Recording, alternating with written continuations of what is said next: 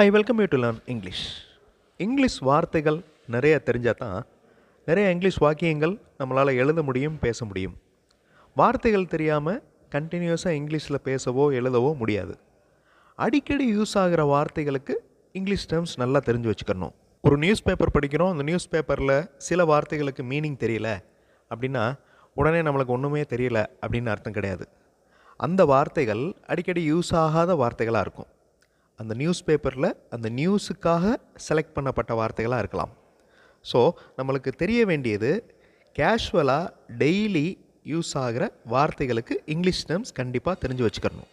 அப்படி மொத்தம் எத்தனை வார்த்தைகள் இருக்குன்னு நீங்கள் நினைக்கிறீங்க? 50 இல்லைன்னா 60 வார்த்தைகள் தான் இருக்கும். அந்த வார்த்தைகளை நல்லா தெரிஞ்சு வச்சுக்கணும். நான் இங்கே வார்த்தைகள் அப்படின்னு சொல்கிறது வேலையை குறிக்கும் வார்த்தைகள், ஒரு செயலை குறிக்கும் வார்த்தைகள், அதாவது verb அப்படின்னு சொல்லுவோம். அந்த வார்த்தைகளின் past form, past participle form ரெண்டுமே தெரிஞ்சு வச்சுக்கணும். அந்த மாதிரி வார்த்தைகளை எப்படி கண்டுபிடிக்கிறது? அதாவது அடிக்கடி நம்ம யூஸ் ஆகிற வார்த்தைகள் எப்படி கண்டுபிடிக்கிறது? காலையிலேருந்து நம்ம ஈவினிங் வரையும் என்னென்ன செய்கிறோம் அந்த செயல்களை எழுதுங்க. ஓகே, அதே மாதிரி வேலை பார்க்குற இடத்துல இல்லை படிக்கிற இடத்துல செய்யும் செயல்கள். ஓகே, அந்த இடத்துல என்னென்ன செய்கிறோம் அதை குறித்து வச்சுக்கணும். அதே மாதிரி ஃப்ரெண்ட்ஸோட ரிலேட்டிவ்ஸோட என்னென்ன பேசுவோம் அதை குறிச்சிக்கணும். ஸோ அந்த மாதிரி குறித்து வைக்கிறப்ப நான் சொன்ன மாதிரி 50 or 60 வேர்ட்ஸ் மட்டும்தான் வரும்.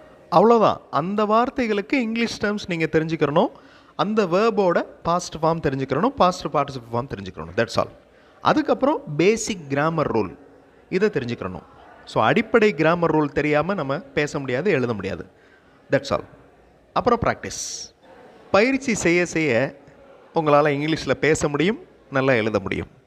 Hi, welcome you to the channel Sen Talks. Spoken English videos, English grammar explanation videos எல்லாம் இந்த சேனலில் அப்லோட் பண்ணியிருக்கேன். ப்ராக்டிஸ் பண்ணிகிட்டே இருங்க, கன்ஃபார்மாக டெவலப்மெண்ட் இருக்கும். So in order to learn more words, வார்த்தைகளுடைய லிஸ்ட் முதல்ல ரெடி பண்ணிக்கோங்க. அந்த வார்த்தைகளின் இங்கிலீஷ் டேர்ம்ஸ் நல்லா தெரிஞ்சு வச்சுக்கோங்க. அதே மாதிரி ஒவ்வொரு வேர்போட past tense, past participle form தெரிஞ்சு வச்சுக்கணும். டிக்ஷனரி மாதிரியே தெசாரஸ் அப்படின்னு ஒரு புக் இருக்குது. ஓகே, அந்த புக்கில் இப்போ ஒரு வார்த்தையை நீங்கள் எடுத்திங்கன்னா அந்த வார்த்தை மாதிரியே, அதாவது அதே அர்த்தம் இருக்கிற வேறு வேறு வார்த்தைகளுடைய லிஸ்ட் அதில் இருக்கும் அந்த திசாரஸில். ஓகே, அது டிக்ஷனரி மாதிரியே இருக்கும். இப்போ ஸ்பீக் அப்படின்னு எடுத்துக்கிட்டிங்கன்னா del, vocalize, pronounce, express, talk, converse அப்படின்னு இருக்கும். இதில் நம்ம அடிக்கடி யூஸ் ஆகிற வார்த்தைகள் என்னென்ன? டெல் அப்படிங்கிற வார்த்தையை நம்ம அடிக்கடி யூஸ் பண்ணுவோம். டாக் அப்படிங்கிற வார்த்தை, சாட் அப்படிங்கிற வார்த்தை. ஸோ இந்த 3 வார்த்தைகளை பேசிக்காக தெரிஞ்சு வச்சுக்கலாம். That is very important. இந்த ஸ்பீக் அப்படிங்கிற வார்த்தையின் பாஸ்ட் ஃபார்ம் தெரிஞ்சுக்கிறணும், spoke. Past participle form spoken. அதே மாதிரி டெல், டோல்டு, டாக், டாக்டு. இதை நீங்கள் தெரிஞ்சு வச்சுக்கணும். எல்லா வார்த்தைகளையும், அதாவது இந்த ஸ்பீக் அப்படின்னா பேசுகிறதுக்கு நிறையா வார்த்தைகள் லிஸ்ட்டில் காமிக்கும். தெசாரஸில் பார்க்குறப்ப எல்லாத்தையும் தெரிஞ்சுக்கணும்னு அவசியம் இல்லை, முக்கியமான வார்த்தையை தெரிஞ்சுக்கிட்டால் போதும். காலையிலேருந்து ஈவினிங் வரையும் என்னென்ன செய்கிறோம் அப்படின்னு ஒரு லிஸ்ட் எடுத்தோன்னு வச்சுக்கோங்க. இந்த மாதிரி வார்த்தைகள் தான் மேக்ஸிமம் வரும். நீங்கள் எழுதியிருக்கிற வார்த்தைகளில் இந்த வார்த்தைகள்லாம் மிஸ் ஆகாது. Okay, wake, brush, wash, become, go, travel. Okay, எல்லாமே பாருங்களேன் கேஷுவலாக நம்ம யூஸ் பண்ணுற வார்த்தைகள். இந்த லிஸ்ட்டில் செயலை குறிக்கும் வார்த்தை, அதாவது வேலையை குறிக்கும் வார்த்தை, வேர்ப் இருக்கும், அட்ஜெக்டிவ் இருக்கும், நவுன் இருக்கும், அட்வர்ப் இருக்கும். ஸோ எல்லாமே இருக்கும். வேர்ப் ரொம்ப இம்பார்ட்டண்ட். ஓகே, அடிக்கடி நம்ம யூஸ் பண்ணுவோம். அந்த வேர்பை தான் நம்ம அடிக்கடி யூஸ் பண்ணுவோம். அதாவது அட்ஜெக்டிவ், அட்வர்ப் இதை விட வேர்பை தான் நம்ம அடிக்கடி யூஸ் பண்ணுவோம். ஸோ அந்த வேர்போட past form, past participle form கண்டிப்பாக தெரிஞ்சிருக்கணும். இதை நீங்கள் டிக்ஷனரியில் பார்க்கலாம், இல்லை இன்டர்நெட்டில் பார்க்கலாம். ஓகே, பட் மனப்பாடம் பண்ணிக்கணும். இப்போ ஸ்பீக் அப்படின்னா ஸ்போக், ஸ்போக்கன் அப்படின்னு உங்களுக்கு சொல்ல தெரியணும்.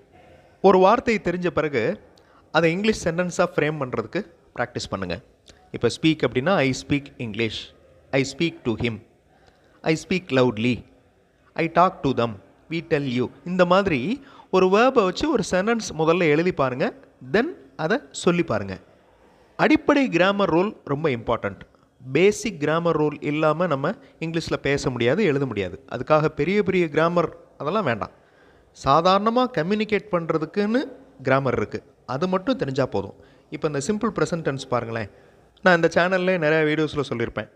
Important simple present tense rule, அதாவது ஹீ, ஷீ, இட் இந்த மாதிரி சிங்குலர் ஒருமை வந்துச்சுன்னா வேர்போட எஸ் ஆட் பண்ணணும், இஎஸ் ஆட் பண்ணணும் அப்படின்னு இந்த ரூல். இது ஒரு பேசிக் ரூல். இந்த மாதிரி அடிப்படை கிராமர் அதை நல்லா தெரிஞ்சு வச்சுக்கணும். அந்த ப்ரெசன்ட் டென்ஸ் ரூல் இங்கே அப்ளை ஆகிருக்கு பாருங்கள் இந்த சென்டென்சஸில். அதாவது சப்ஜெக்ட் சிங்குலராக இருந்துச்சுன்னா வேர்போட எஸ் ஆட் பண்ணுறோம். He speaks, she tells, it runs, baby smiles.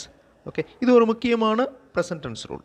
So இந்த மாதிரி முக்கியமான ரூல்ஸை தான் நீங்கள் ஞாபகம் வச்சுக்கணும். ஹீ ஷீ இட் மாதிரி பன்மை வந்துச்சுன்னா வேர்போட எஸ் ஆட் பண்ண தேவையில்லை. வி யூ தே இது மாதிரி பன்மை ப்ளூரல் வார்த்தை வந்துச்சுன்னா வேர்போட எஸ் ஆட் பண்ண தேவையில்லை. ஸோ அந்த லிஸ்ட்டில் வேர்ப் இருக்கும், நவுன் இருக்கும், அட்ஜெக்டிவ் இருக்கும், அட்வர்ப் இருக்கும். அதை எந்தெந்த இடத்துல நம்ம யூஸ் பண்ணுறோம் அப்படிங்கிறது ரொம்ப இம்பார்ட்டண்ட். இந்த பேசிக் கிராமர் தெரிஞ்சு வச்சுட்டு அதை வாக்கியங்களாக நீங்கள் உருவாக்கணும். வாக்கியங்களாக ஃப்ரேம் பண்ணுறதுக்கு முன்னாடி இங்கிலீஷ் சென்டென்சஸ் நிறைய நீங்கள் ரீட் பண்ணணும். That is very important. Simple stories நீங்கள் ரீட் பண்ணலாம். Okay, 5th standard 6th standard books அதிலெல்லாம் சிம்பிள் வார்த்தைகள், அதாவது சிம்பிளான வேர்ட்ஸ் தான் கொடுத்துருப்பாங்க. ஈஸியாக உங்களுக்கு அர்த்தம் புரியும். அர்த்தம் புரிஞ்சிச்சுனாலே நம்மளுக்கு என்கரேஜிங்காக இருக்கும். ஓகே, நம்மளுக்கு புரியுது, இந்த சென்டென்ஸ் வந்து நம்மளுக்கு புரியுது, இதே மாதிரி சென்டென்ஸ் என்னாலையும் உருவாக்க முடியும் அப்படிங்கிற அந்த கான்ஃபிடென்ட் வரும். இங்கிலீஷ் மாடல் சென்டென்சஸ் இருக்கிற வீடியோஸ் இன்னொரு சேனல் Sen Talks +ல் நான் அப்லோட் பண்ணியிருக்கேன். மாடல் சென்டென்சஸ் பார்த்து நீங்கள் சென்டென்சஸ் ஃப்ரேம் பண்ணி ப்ராக்டிஸ் பண்ணலாம். ஃபர்ஸ்ட் வார்த்தைகளை தெரிஞ்சுக்கிட்டு தென் அதை சென்டென்ஸாக ஃப்ரேம் பண்ணணும். சென்டென்ஸாக ஃப்ரேம் பண்ணுறப்ப அடிப்படை கிராமர் ரூலை அப்ளை பண்ணணும். அதே மாதிரி காலம், டைம், அதாவது டென்சஸ். ஓகே, நான் நாளைக்கு வந்துட்டேன் அப்படின்னு சொல்ல மாட்டோம், நான் நாளை வருவேன் அப்படின்னு தான் சொல்லுவோம். ஸோ எந்த இடத்துல ப்ரெசன்ட் டென்ஸ் யூஸ் பண்ணணும், எந்த இடத்துல பாஸ்ட் டென்ஸ், எந்த இடத்துல ஃப்யூச்சர் டென்ஸ், அதுவும் பார்க்கணும். தே கோ டு டெம்பிள், இது simple present tense. They went to temple, இது சிம்பிள் பாஸ்ட் டென்ஸ். அதே மாதிரி பாஸ்ட் பார்ட்டிசிபிள் வருதுல்ல, இந்த கோ, வென்ட், கான். இந்த கான் வர்றப்ப தே கான் டு டெம்பிள்னு சொல்ல முடியாது. அப்போ அங்கே ஒரு பேசிக் ரூல் அப்ளை ஆகுது. ஸோ இந்த மாதிரி தான் அடிப்படை கிராமர் ரூல் எங்கெங்கே அப்ளை ஆகுது அப்படிங்கிறத தெரிஞ்சுக்கணும். They have gone to temple. Okay, they gone அப்படின்னு இருக்கக்கூடாது, they have gone to temple. அப்போ இந்த இடத்துல ஹாவ் வருது. அப்போ ஏன் அந்த ஹாவ் வருது, ஏன் ஹேஸ் வரல? அது சிங்குலராக இருந்துச்சுன்னா ஹேஸ் வரும், ப்ளூரலாக இருந்துச்சுன்னா ஹாவ் வரும். எதனால் அந்த ஹேஸ் ஹாவ் யூஸ் பண்ணுறோம்? அதுக்கு நான் நிறையா வீடியோஸ் நான் இந்த சேனலில் கொடுத்துருக்கேன். ப்ரெசன்ட் பர்ஃபெக்ட் டென்ஸ் வீடியோஸ் பார்த்தீங்கன்னா உங்களுக்கு தெரியும். ஓகே, இந்த மாதிரி கலெக்ட் பண்ணணும். ஓகே, ஆல்ரெடி லேர்ன் பண்ண விஷயத்தை ஒன்றா கொண்டு வரணும். கிராமர் படிச்சிட்டோம் அப்படின்னு இல்லாமல் ஒன்றா கொண்டு வந்து அதை அப்ளை பண்ணணும். பேசுகிறப்ப எழுதுகிறப்ப அப்ளை பண்ணணும். சென்டென்சஸை எழுதுகிறோம், ஒரு சென்டென்ஸ், ஒரு வார்த்தையை வச்சு ஒரு வாக்கியம் எழுதுகிறோம். அந்த வாக்கியத்தை நீங்கள் சத்தமாக சொல்லி பார்க்கணும். That is very important. நீங்கள் சொல்கிறது உங்களுக்கு கேட்கணும், அதுதான் ப்ராக்டிஸ். ஓகே, அந்த வேர்பாக இருக்கலாம், அட்ஜெக்டிவாக இருக்கலாம், அட்வர்பாக இருக்கலாம், ஏதாவது ஒரு வேர்டை வச்சு ஒரு சென்டென்ஸ் ஃப்ரேம் பண்ணதுக்கப்புறம் அதை நீங்கள் சொல்லி பார்க்கணும். வேர்ப் படிக்கிறப்ப எப்படி present form, past form, past participle form படிக்கிறோமோ, அதாவது இப்போ நம்ம பார்த்தோம்ல, ஸ்பீக் அப்படின்னா ஸ்போக், ஸ்போக்கன் அப்படின்னு தெரிஞ்சுக்கிட்ட மாதிரியே அட்ஜெக்டிவ்ஸுக்கும் ஒரு லிஸ்ட் இருக்குது. அதையும் நீங்கள் ஆன்லைன்லேயே பார்க்கலாம். பியூட்டிஃபுல் அப்படின்னா இன்னொரு டேர்ம் இருக்குது. அதே மாதிரி ஸ்ட்ராங் அப்படின்னா அது ஒரு அட்ஜெக்டிவ், இன்னொரு டேர்ம் இருக்குது. அந்த டேர்மையும் நீங்கள் தெரிஞ்சுக்கணும். இதை தான் நம்ம டிகிரிஸ் ஆஃப் கம்பேரிசன் சொல்லுவோம். சூப்பர்லேட்டிவ் டிகிரி, பாசிட்டிவ் டிகிரி அப்படி. இது ஒரு அடிப்படை கிராமர் ரூல். இந்த லிஸ்ட்டும் டிக்ஷனரியில் இருக்கும், ஆன்லைன் டிக்ஷனரியில் இருக்கும். நீங்கள் டிக்ஷனரி வச்சுருந்தீங்கன்னா அதுலேயும் இருக்கும். ஓகே, இப்போ சீப் அப்படின்னு ஒரு அட்ஜெக்டிவ் இருக்குது, அது பாசிட்டிவ் ஃபார்ம். சீப்பர் அப்படிங்கிறது கம்பேரிட்டிவ் ஃபார்ம். சீப்பஸ்ட் அப்படிங்கிறது சூப்பர்லேட்டிவ் ஃபார்ம். இதையும் தெரிஞ்சுக்கணும். சில வார்த்தைகள் மோர், மோஸ்ட் சேர்ந்து வரும். பியூட்டிஃபுல் அப்படின்னா மோர் பியூட்டிஃபுல், மோஸ்ட் பியூட்டிஃபுல். இந்த சேனலில் 1000 வீடியோஸ்க்கு மேலே இருக்குது. நீங்கள் அதில் நிறையா ப்ராக்டிசஸ் பண்ணலாம். Okay, different types of practices. உங்களுடைய இங்கிலீஷ் நாலேஜை டெவலப் பண்ணுறதுக்கு டிஃப்ரெண்ட் டைப்ஸ் ஆஃப் ப்ராக்டிசஸ் நீங்கள் அதில் பண்ணலாம். ஸோ ஒரு வார்த்தையை தெரிஞ்சுக்கிறோம், அந்த வார்த்தையை வச்சு சென்டென்சஸ் ஃப்ரேம் பண்ணுறோம். சென்டென்சஸ் ஃப்ரேம் பண்ணுறப்ப டென்சஸ் அப்ளை பண்ணணும். He tells a story, simple present tense. He told a story, simple past. He will tell a story, simple future tense. இந்த மாதிரி அப்ளை பண்ணணும். அப்படி அப்ளை பண்ணுறப்ப, அடிப்படை கிராமர் ரூல் தெரிஞ்சுக்கிட்டு அப்ளை பண்ணுறப்ப உங்களுடைய இங்கிலீஷ் ஸ்பீக்கிங், இங்கிலீஷ் ரைட்டிங் ரொம்ப நல்லாயிருக்கும். எந்த ஒரு தப்பும் இருக்காது. நீங்கள் கான்ஃபிடண்ட்டாக இங்கிலீஷில் பேசுவீங்க. ஷியூராக உங்களால் முடியும்.